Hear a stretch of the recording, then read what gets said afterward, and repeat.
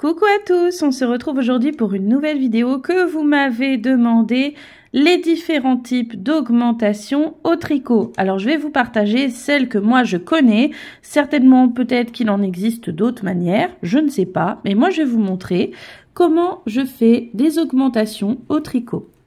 Je suis ici dans un petit tricot du coup exprès pour le faire et à chaque fois on va caler l'augmentation à la fin du rang.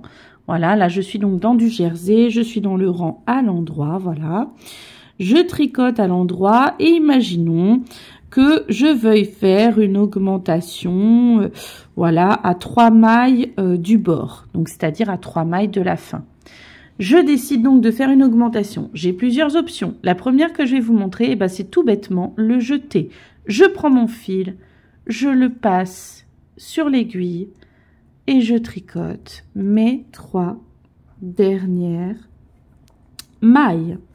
Ensuite, je peux tourner mon tricot. Et lorsque je repars dans l'autre sens, je vais vous montrer 2 options pour tricoter ce jeté. Donc, je glisse ma première maille, je tricote 2 mailles et je suis déjà arrivée à l'endroit de mon jeté. Mon jeté, selon la manière dont je vais le tricoter, le rendu sera différent.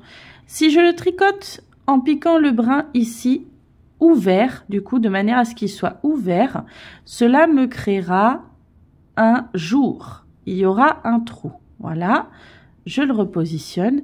Si en revanche, arrêtez positionner comme ça. Si en revanche, je viens attraper le brin qui est à l'arrière ici et que je croise de cette façon ici, eh bien, ce sera fermé. Du coup, on n'aura pas le côté ajouré. Vous voyez, il n'y a pas de trou du coup, parce que je l'ai tricoté en croisant les brins, donc il n'y a pas de trou. Je vous retrouve juste après avoir fini ce rang pour une deuxième augmentation dans un genre différent.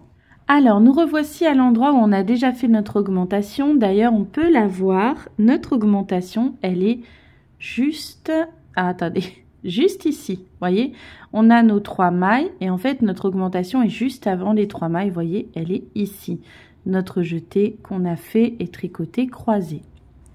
Nous allons nous rendre à nouveau au même endroit. Hein, voilà. On va se remettre à 3 mailles avant la fin. Pour l'augmentation suivante, ça nous permet de nous repérer en fait. Donc, nous allons maintenant faire ce qu'on appelle une augmentation intercalaire. Pour ça, nous allons utiliser le fil qui passe ici, entre les 2 mailles. Nous allons le prendre comme ceci, vous voyez ce fil qui passe entre les 2 mailles. Nous allons venir l'attraper. Nous le positionnons sur l'aiguille de gauche et nous le tricotons. Alors moi, je vais le tricoter torse, c'est-à-dire que je vais venir chercher le brin qui est devant et non pas le brin qui est derrière. Je vais vraiment venir le tricoter en fait. Voilà, des fois je me sers de mes doigts, c'est plus facile. Pour venir attraper le brin qui est devant, ici, et tricoter. Voilà, je finis mon rang.